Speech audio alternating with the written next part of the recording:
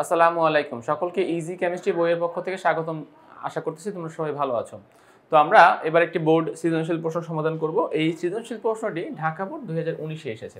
তো দেখো কি বলা আছে এখানে, যে তিনটা মৌল চারটা মৌল এ বি সি ডি এবং যোজনী স্তরের ইলেকট্রন বিন্যাস। দেখো যোজনী স্তর বলতে লাস্ট বা সর্বশেষ যে কক্ষপথ, সেই কক্ষপথের ইলেকট্রন বিন্যাসগুলো এখানে বোঝানো হচ্ছে। তাহলে আমরা দেখতে পাচ্ছি এ এর ইলেকট্রন বিন্যাস 3s2, তার মানে 3 নম্বর কক্ষপথে তার 2টা ইলেকট্রন আছে। তাহলে অবশ্যই প্রথম কক্ষপথ এবং দ্বিতীয় কক্ষপথ তার পরিপূর্ণ, কেননা সে তো প্রথম কক্ষপথ দ্বিতীয় কক্ষপথ পরিপূর্ণ না করে তো তৃতীয় কক্ষপথে যেতে পারে নাই। B2s2 2p4 C1s2 আর D2s2 2p3। তো চারটা মৌল আমরা চারটা মৌলের ইলেকট্রন বিন্যাস আমরা এখানে দেখতে পাচ্ছি। নেক্সট এখন প্রশ্ন দেখো, ফার্স্ট কোশ্চেন, ধাতব বন্ধন কাকে বলে? তো চলো আমরা একটা অ্যানসারে যাই। যে আমরা জানি যে ধাতু পরমাণু সমূহ যে আকর্ষণ বল দ্বারা পরস্পরের সাথে যুক্ত থাকে বা আবদ্ধ থাকে তাকে ধাতব বন্ধন বলে। মানে আমাদের যে ধাতব পরমাণু আছে, ধাতু যারা আছে এরা তো জানি যে একটা খণ্ড ধাতুর কথা বলে সেখানে অসংখ্য পরমাণু একত্রিত থাকে। সো যে আকর্ষণ বলের মাধ্যমে এক খণ্ড ধাতুতে ধাতব পরমাণু সমূহ একত্রিত যুক্ত অবস্থায় থাকে তাদেরকে ধাতব বন্ধন বলে। ফাইন গেল। সেকেন্ড কোশ্চেন দেখো, যে নাইট্রোজেনের যোজনী ও যোজিত ইলেকট্রন ভিন্ন ব্যাখ্যা করো। আচ্ছা, সো এটা আমরা এখান থেকে খুব ইজিলি অ্যান্সার করতে পারবো। নাইট্রোজেনের ইলেকট্রন বিন্যাস করি আমরা, কি হবে দেখো 1s2 2s2 2p3।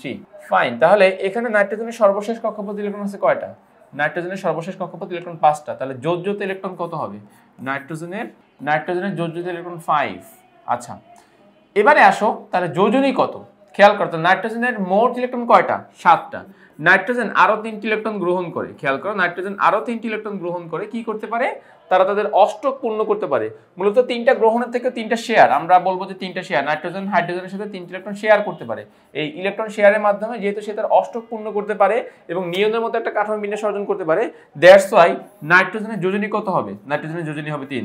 তাহলে নাইট্রোজেনের যোজ্যতা ইলেকট্রন 5 বা যোজনী 3।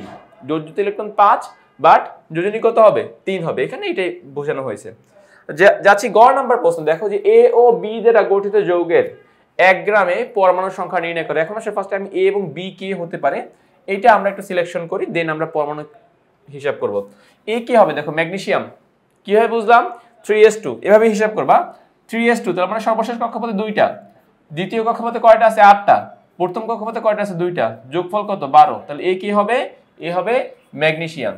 আচ্ছা, বি কে হবে? দেখো তো, বি এর দ্বিতীয় কক্ষপথে মোট আছে 6টা।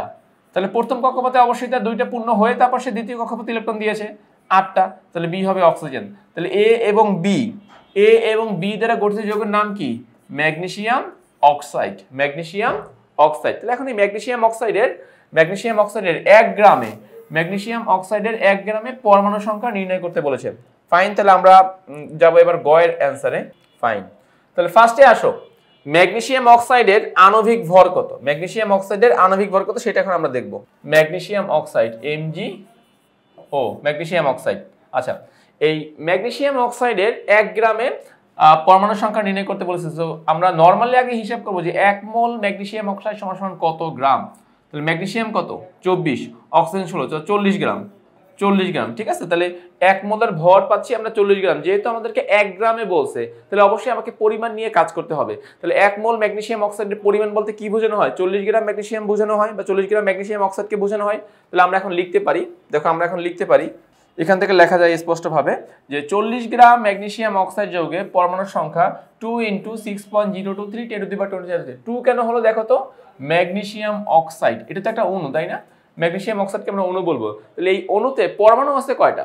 2টা। এই অণুতে পরমাণু পাচ্ছি কয়টা আমি?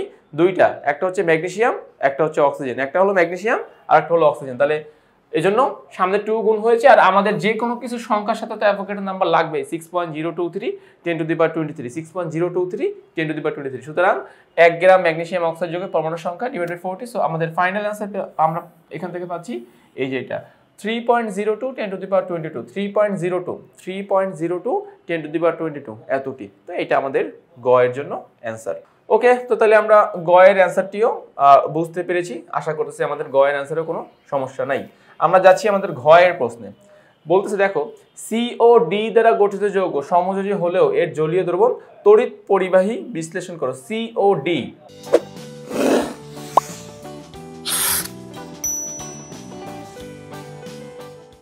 ঘ নাম্বার প্রশ্নতে যাই।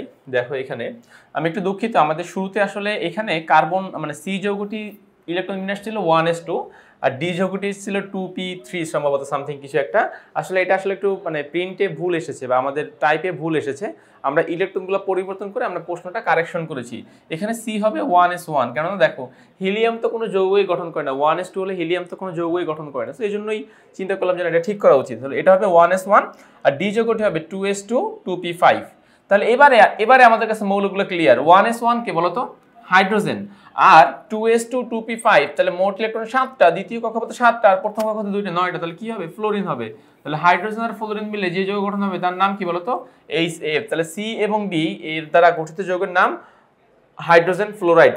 তাহলে জলীয় দ্রবণ তড়িৎ পরিবাহী বলতেছে, যে সমযোজী হলেও এরা আসলেই হাইড্রোজেন ফ্লোরাইড সমযোজী, কিন্তু এর জলীয় দ্রবণ তড়িৎ পরিবাহী। এইটা এখন আমাকে ঘতে অ্যান্সার করতে হবে। তাহলে ফার্স্টে আমরা দেখো ইলেকট্রন বিন্যাস করলাম, ইলেকট্রন বিন্যাস করে আমরা এটা ডায়াগ্রামটা একটু এঁকে ফেলে দেখো, তাহলে বুঝতে পারবো যে এটা সমযোজী কেন। আসো আমরা তাহলে এবার ডায়াগ্রামটা এঁকে ফেলবো। HF, তাই না? তাহলে হাইড্রোজেনের ডায়াগ্রামটা হবে এরকম আর ফ্লোরিনের ডায়াগ্রামটা হবে এরকম। এই যে এবার ধরো ফ্লোরিন ইলেকট্রনগুলোকে আমরা এরকম ক্রস দিলাম আর এই হচ্ছে ডট হচ্ছে হাইড্রোজেন ইলেকট্রন, ঠিক আছে? সো আমরা HF করলাম, HF করলাম, HF এ কি হলো হাইড্রোজেন ফ্লোরাইড তৈরি হলো। এই যে দেখো ইলেকট্রন শেয়ার হয়েছে, HF এ ইলেকট্রন কি হয়েছে শেয়ার হয়েছে। ইলেকট্রন শেয়ারের মাধ্যমে হাইড্রোজেন একটা ইলেকট্রন শেয়ার করলো আর ফ্লোরিন তার সর্বশেষ কক্ষপথে একটা ইলেকট্রন শেয়ার করলো, শেয়ার করে তারা হাইড্রোজেন ফ্লোরাইড এর গঠন তৈরি করলো। নেক্সটে দেখো, নেক্সটে আমরা যাচ্ছি এদের, এখন প্রথম কথা হচ্ছে যে তারা সমযোজী, এইটুকু কনফার্ম। এবারে যাবো আমরা তাদের তড়িৎ ঋণাত্মকতার মানের কাছে। তড়িৎ ঋণাত্মকতার মানে গিয়ে দেখতে পাচ্ছি যে ফ্লোরিনের ভ্যালু কত 4, হাইড্রোজেনের ভ্যালু কত 2.1, তাহলে 4 - 2.1 ইকুয়াল কত 1.9, অনেক বেশি। ডেল ইএন এর মান কি হচ্ছে 1.7 থেকে বড় হচ্ছে। শর্ত হচ্ছে ডেল ইএন এর মান যদি 1.7 থেকে বড় হয়, ডেল ইএন এর মান যদি 1.7 থেকে বড় হয়, সেই ক্ষেত্রে কিন্তু আমরা এদেরকে মানে সর্বাধিক পোলার থেকেও এক ধাপ আগানো সর্বাধিক পোলার এই রেঞ্জের মধ্যে ফেলতে পারবো। তো এই রেঞ্জের মধ্যে যখন আমরা এদেরকে ফেলবো তখন কি হবে, হাইড্রোজেন ফ্লোরাইডকে যখন তুমি পানির সাথে দ্রবীভূত করবে, মানে হাইড্রোজেন ফ্লোরাইড যখন পানির সংস্পর্শে আসবে তখন সেখান থেকে hydrogen delta plus fluorine delta minus, এরকমটা হওয়ার কারণ দেখো এই যে আমরা তো জানি যে এরা ইলেকট্রন শেয়ার করছে, ফ্লোরিন একটা ইলেকট্রন শেয়ার করছে, হাইড্রোজেন একটা ইলেকট্রন শেয়ার করছে। এই শেয়ার কিন্তু ইলেকট্রন ফ্লোরিন নিজের দিকে আকৃষ্ট করবে, শেয়ার কিন্তু ইলেকট্রনকে ফ্লোরিন নিজের দিকে আকৃষ্ট করবে, ফলে ফ্লোরিন হবে ডেল্টা মাইনাস, হাইড্রোজেন হবে ডেল্টা প্লাস। ফ্লোরিন হবে ডেল্টা মাইনাস, হাইড্রোজেন হবে কি হাইড্রোজেন হবে ডেল্টা প্লাস। ওকে, গেল এইটুকু আমার। দেন এই জিনিসটাকে আমরা এখন এখানে যদি আমরা অ্যানোড এবং ক্যাথোডের সাথে কানেক্ট করি বা কানেক্ট করার চেষ্টা করি, তাহলে হাইড্রোজেন গুলো দেখো, হাইড্রোজেন কি আমাদের হাইড্রোজেন কি ছিল, আচ্ছা আমি আবার এখানে দেখাচ্ছি। হাইড্রোজেন ছিল আমাদের ডেল্টা প্লাস, হাইড্রোজেন ছিল আমাদের ডেল্টা প্লাস ক্যাটায়ন, আর ফ্লোরিন ছিল ডেল্টা মাইনাস অ্যানায়ন। তো ধরো এইটা তোমার ক্যাথোড, এই তড়িৎদ্বারটা তোমার ক্যাথোড তড়িৎদ্বার ব্যাটারির নেগেটিভ প্রান্তের সাথে যুক্ত, আর এই তড়িৎদ্বারটা তোমার অ্যানোড তড়িৎদ্বার ব্যাটারির পজিটিভ প্রান্তের সাথে যুক্ত। একটা হচ্ছে অ্যানোড আর একটা হবে ক্যাথোড। তাহলে অ্যানোড তড়িৎদ্বারের সাথে কারা যাবে, অ্যানোড তড়িৎদ্বারে কে যাবে, ফ্লোরিনরা যাবে। ফ্লোরিনরা যেহেতু অ্যানায়ন তারা অ্যানোড তড়িৎদ্বারে যাবে, তো তারা অ্যানোড তড়িৎদ্বারে গিয়ে চার্জ মুক্ত হবে। এই যে দেখো ফ্লোরাইড আয়নগুলো এই যে এখান থেকে যুক্ত থাকবে, আর হাইড্রোজেনের আয়নগুলো কি থাকবে, হাইড্রোজেনের আয়নগুলো ক্যাথোডের সাথে যুক্ত থাকবে এবং তার সাথে যুক্তই থাকবে না, তারা এখানে গিয়ে চার্জ মুক্ত হবে। আমরা চাইলে এটাকে আরো বর্ধিত করে দেখাতে পারি, এরকম ভাবে দেখো যে হাইড্রোজেনটা ক্যাথোড তড়িৎদ্বারে গিয়ে কি করবে, এই যে ইলেকট্রন গ্রহণ করবে H+, তাই না, H ডেল্টা প্লাস ইলেকট্রন গ্রহণ করে কিসে পরিণত হবে, হাইড্রোজেন গ্যাসে পরিণত হতে পারে। আবার ফ্লোরিনরা ইলেকট্রন মাইনাস করে কিসে পরিণত হতে পারে, F2 তে পরিণত হতে পারে, যে F2। তো দুইটা করে দিয়ে দেই আমরা, দুইটা, আর ইলেকট্রনে যদি আমরা দুইটা দেই দেখো, আচ্ছা দেখো তাহলে প্লাস মাইনাস 2 ইলেকট্রন আর +2 ইলেকট্রন, ব্যাস হয়ে গেল। এভাবে তারা ইলেকট্রন আদান প্রদান করার মাধ্যমে তড়িৎ পরিবহন করতে পারবে। আমাদেরকে ঘতে এই প্রশ্নের অ্যান্সার এটাই বলা হয়েছে যে আমরা এখান থেকে দেখতে পাচ্ছি, দেখো যে সমযোজী হলো জলীয় দ্রবণ তড়িৎ পরিবাহী। ইয়েস, জলীয় দ্রবণ তড়িৎ পরিবাহী, কেননা তড়িৎ পরিবাহীর জন্য মূলত পজিটিভ নেগেটিভ আয়ন দরকার, ইলেকট্রন দরকার, এক্সট্রা ইলেকট্রন। সো তুমি যখন পজিটিভ নেগেটিভ সৃষ্টি করতে পারবা তখন তুমি ক্যাটায়ন এবং অ্যানায়ন কি হবে সেটা ডিসিশন নিতে পারবা, ক্যাথোডে কে যাবে এবং অ্যানোডে কে যাবে সেই ডিসিশন নিতে পারবা, এবং সেখান থেকে তুমি তোমার বাকি যে পার্টগুলো থাকবে সেই পার্টগুলো তুমি তোমার খুব দ্রুত এবং খুব সহজেই কমপ্লিট করে ফেলতে পারবা।